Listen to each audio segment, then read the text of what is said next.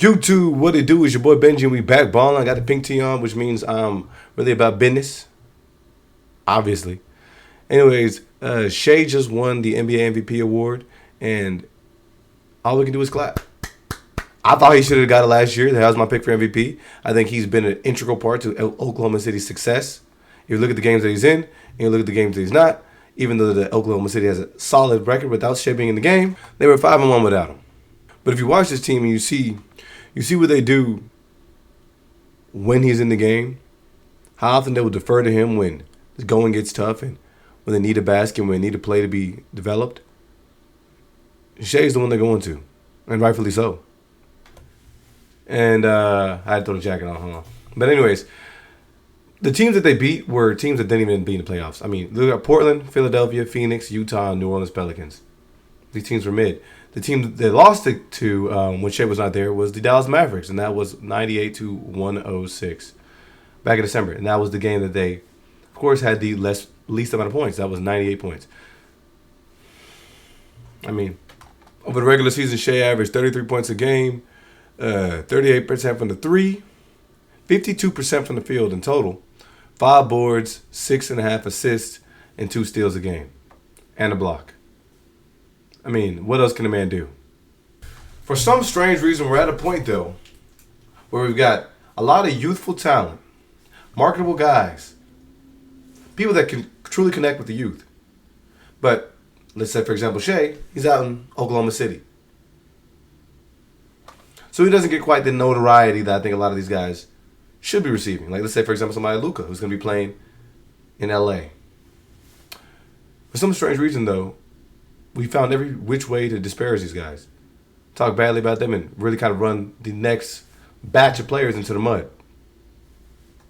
The NBA Canada congratulated Shai for becoming the NBA MVP. And look what we got. Somebody on here talking about an unwatchable brand of basketball. What are you talking about? SGA floppy disk, Mr. Free Throws. And then, of course, you're going to have a lot of positive comments. I think it's strange, though, because we've got enough people that are running with a narrative like this dude is a bad basketball player, as if he didn't just average 33 points a game. We got people talking about you should have used a pick from him in the free throw line. No lie, though, this would be an incredible season for him if they can win a ring. Hornets and Clippers fumbled. Hornets, I do not think that team is there to win any basketball games. The problem is, I think a lot of folks don't really watch the game. A lot of people don't pay attention. I mean, it was obvious to me watching game 1 of the Western Conference Finals that Shai Gilgeous was not having a solid game from the field. But what did he do? Try and create opportunities for him. Get to the cup. He's tough to stop off the dribble. But let's hear some people talk about where Shai actually ranks in regards to free throw attempts. Free throw attempts in 12 games. So where do you think that ranks? How many times have we seen a guy have at least 110 free throw attempts in a 12-game span, single postseason, all time? Would you say like top 50 players? I was even going to say higher. I was maybe like top 20. I mean, like that's a lot of free throws in a short span. Shai Gilgeous-Alexander this postseason, Dan. You're crying. This is so ridiculous. It's so ridiculous. I'm crying. His 110 free throw attempts ranks 406th all time for the highest number of free throw attempts in any 12-game span. It's not even top 400, Dan. That's incredible. So I was way off when I said top 20. That was way off. People don't watch the game. People really, we've really got to a point where NBA Twitter is controlling the narratives. We've really got people on Twitter, people on Instagram, repeating regurgitated points that they've seen somebody else say. They don't truly watch the game, and that's the problem. That's the problem with the WNBA. That's the problem with the NBA. No one's watching the games. So the problem is you get people that can create narratives from clips, from posts, etc. You've got your own broadcast partner right here talking about Shai's top 20 in free throw attempts. All time. And you pull the stats that show that he's actually outside of the range of 400. 400 times we've seen guys take more free throws in a 12-game span than what we're seeing with Shai Gilgeous-Alexander. Just to entertain you some more here, Michael Jordan's highest over a 12-game span is not 120 or 130 or 140. Shai Gilgeous-Alexander, 110. Michael Jordan is at 179. LeBron, 174. Jerry West, 155. Oscar, 154. Again, Shai, right now, free throw merchant, 110 over a 12-game span. I feel like a lot of people just started watching basketball today. Have y'all not seen Iverson play? Have y'all not seen Jordan play? Have y'all not seen Kobe Bryant play? Kevin Durant? Was Westbrook? James Harden? Gilbert Arenas? Have y'all not seen these guys that were labeled as great scorers? The easiest math is get to the cup. If you cannot get to the cup, or if you're hindered in any opportunity to get to the cup, typically you'll end up getting to the free throw line. Why do they call it free throw line? It's free shots. If you're somebody who is the scoring, if the team depends on you to score, you're the scoring leader. The easiest way for you to remain consistent and ensure that your team has the best and the most optimal opportunity to win is getting to the line. Free shots. The defense is scheming against me. The defense does not want me to score. The defense does not want me to make plays. To ensure that my team still has a fighting shot, I'm going to ensure that the best defender fouls. You're going to have to play to me differently. You're going to have to be a little more cautious. Because, hey, put your hands in the cookie jar. Remember Chris Paul? Sweep throughs? Foul.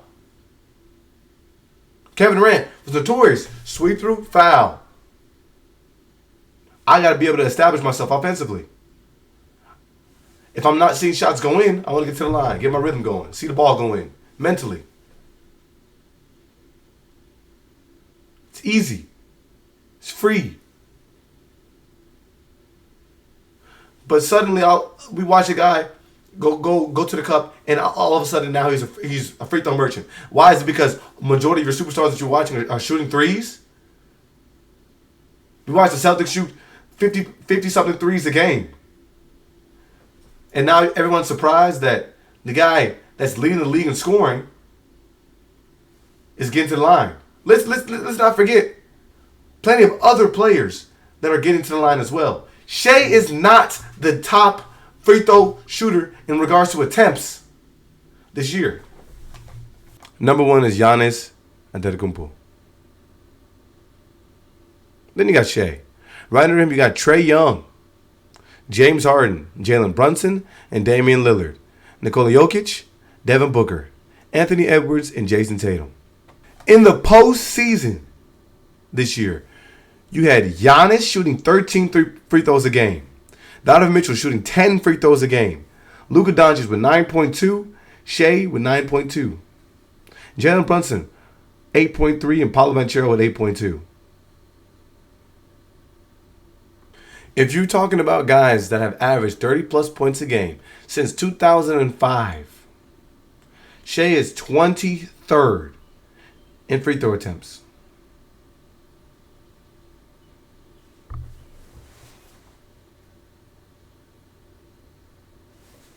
And among the last 20 MVPs, he's ranked number 10.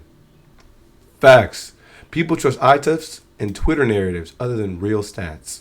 And now the narrative is not that he's shooting a lot of free throws, it's because he's getting free throws that no one calls. Giannis is called a free throw merchant. Well, Giannis is not called a free throw merchant because he be getting hit. Shai flops all type of ways. Free throw attempts have nothing to do with foul grifting. It's the way he gets his calls. It's borderline egregious and non-basketball behavior. We got Daniels right here being a little handsy. Find space. Up fake. Rudy Gobert, stay on your feet. That's a foul. Pass to Shai. Crossover. Hand check. Body bump. Still no call. Conley's grabbing his wrist. Shai tries to spin. Look at this inside dig from Conley. Hey, I'm not going to lie. You being a defender, that's not a bad attempt right here. But again, you're right in front of the referee. Try and spin through 2 or 3 people. Foul gets called. And it's called on Conley. Drive from Shai. We have Daniels' arm on Shai's back. Arm on the back. Ball call. You can't elevate. And then Edwards threw the ball at him. These guys were frustrated. Reynolds reach in. SGA. Shai sells it a little bit. Foul call though. Shot motion. Very simple.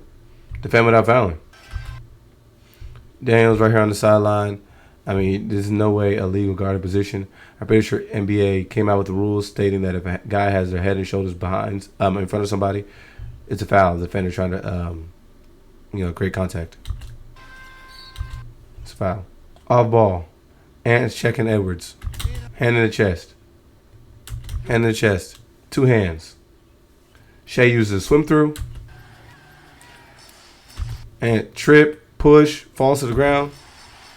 No call. Edwards is standing over him. Literally won't allow him to get up.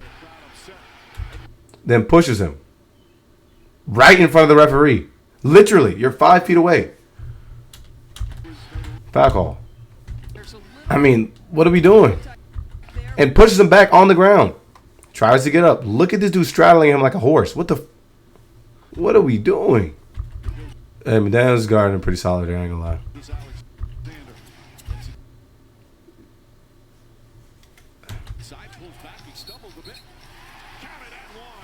I ain't gonna lie, that's a tough call right there. That one.